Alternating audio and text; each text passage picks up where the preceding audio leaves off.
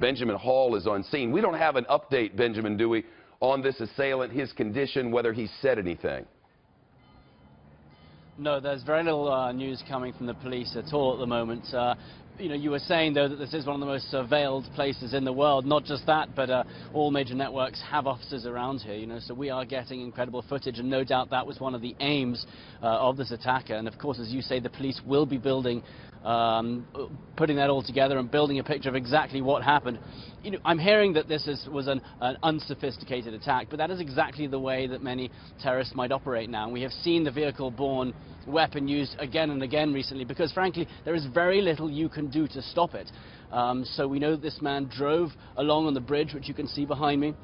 He used that vehicle as a weapon, as has been done before, both in Berlin and in Nice, and then he carried on using it. So not unsophisticated at all, and in fact ISIS have called in some of their propaganda for people to come and use vehicles as weapons. And of course, as the police said, you heard him recently, there is no speculation about who was responsible for this. But again, listening to Jennifer Griffin, she is reminding us that this happens at a time when the US and the US-led coalition is ramping up attacks on the ISIS capital of Raqqa. They really are on the back foot there. And again, they are calling for people who might be inspired by them to carry out attacks like this. Now, also, again, we've been hearing about the one woman who was pulled out of the River Thames, but we have seen activity on the water itself. We've seen police boats come up and down. I think they've now passed, but even the River Thames was shut down soon after this attack, as were many, many streets in the whole vicinity around it.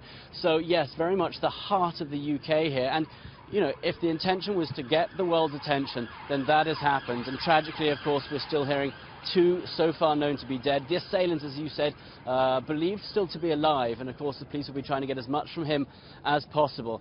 But it's a tragic scene over here, and especially some of those images. And I've been speaking to some people who were inside Parliament at the time, and they say that many MPs, many people working in the House of Parliament saw the assailant being taken down. They saw him running towards police, who shouted at him to stop. He didn't, and they took him down, they believe, very quickly. They say there was a lot of blood in that scene.